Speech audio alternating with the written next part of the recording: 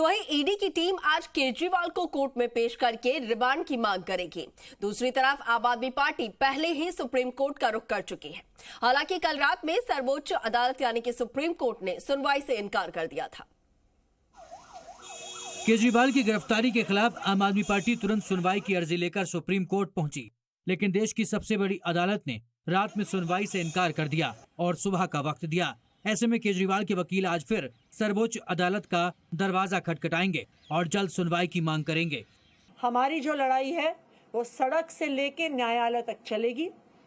हमने supreme court में अरविंद केजरीवाल जी के गैर कानूनी गिरफ्तारी के खिलाफ उस गैर कानूनी गिरफ्तारी को क्वॉश करने के लिए एप्लीकेशन डाल दी है।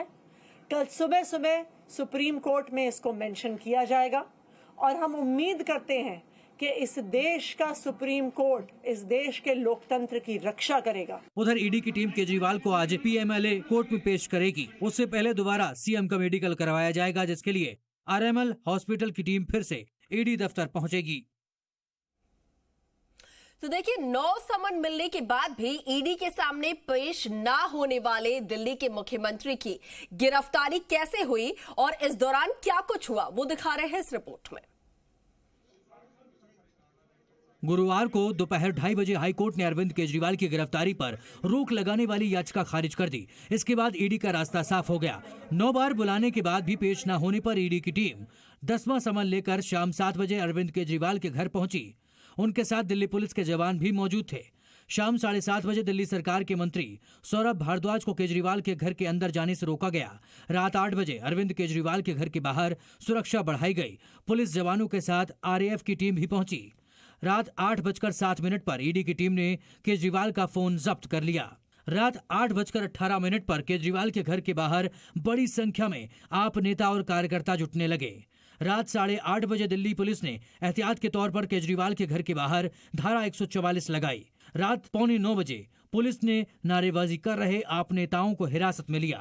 रात 9 बजे 2 घंटे की पूछताछ के बाद ईडी ने अरविंद केजरीवाल को गिरफ्तार कर लिया। दिल्ली शराब नीति केस में ये अब तक की सबसे बड़ी गिरफ्तारी है। इस मामले में पूर्व डिप्टी सीएम मनीष सिसोदिया 13 महीने और आप नेता संजय सिंह 6 महीने से जेल में हैं। तो अरविंद केजरीवाल की गिरफ्तारी के बाद से सबसे बड़ा सवाल यह है कि अब दिल्ली में आम आदमी पार्टी की सरकार का क्या होगा, यानी सरकार कौन चलाएगा, और इसको लेकर आम आदमी पार्टी का स्पष्ट स्टैंड आपको बता देते हैं इस रिपोर्ट में।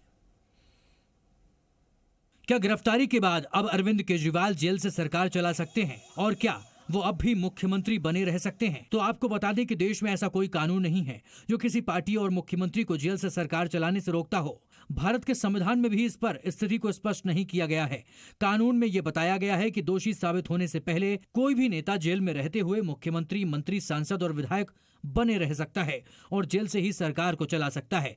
इस हिसाब से अभी अरविंद केजरीवाल को जेल से दिल्ली की सरकार चलाने में कानूनी रूप से कोई परेशानी नहीं होगी और आम आदमी पार्टी का भी साफ कहना है कि केजरीवाल जेल से ही सरकार चलाएंगे। अरविंद केजरीवाल जी दिल्ली के मुख्यमंत्री थे, दिल्ली के मुख्यमंत्री हैं और दिल्ली के मुख्यमंत्री रहेंगे। हमने शुरू से स्पष्ट किया है कि अगर जरूरत पड़ेगी तो अरविंद केजरीवाल जी जेल से सरकार चलाएंगे। अब देखना होगा कि अगर केजरीवाल जेल जाते हैं तो वहां से सरकार कैसे चलती है। तो आखिर दिल्ली आबकारी नीति केस है क्या, जिसमें ईडी ने केजरीवाल को गिरफ्तार किया है? 17 नवंबर 2021 को दिल्ली की केजरीवाल सरकार ने नई शराब नीति लागू की, जिसके तहत दिल्ली में 32 जोन बनाए गए। हर जोन में ज्यादा से ज्यादा 27 दुकानें खुलनी थी। इस तरह से कुल 849 दुकानें खुलनी थी। नई शराब नीति में दिल्ली की सभी शराब की दुकानों को प्राइवेट कर दिया गया। इससे पहले दिल्ली में शराब की 60% दुकानें सरकारी और 40% प्राइवेट हुआ करती थी। नई शराब नीति लागू होने के बाद शराब की दुकानें 100% प्राइवेट हो गई। सरकार ने तर्क दिया था कि इससे 3,500 करोड़ रुपए का फायदा होगा। दिल्ली सरकार ने लाइसेंस फीस भी बढ़ा दी, लेकिन जुलाई 2022 में दिल्ली के मुख्य सचिव ने आबकारी नीति में कथित भ्रष्टाचार से संबंधित एक रिपोर्ट उपराज्यपाल को भेज दी, जिसमें आरोप लगाया था कि आबकारी नीति के जरिए तत्कालीन डिप्टी सीएम ने रिश्वत ली और अपने पसंदीदा शराब कारोबारियों को लाभ पहुंचाया। इसमें यह भी आरोप लगे कि इससे सरकार को राजस्व का नुकसान हुआ।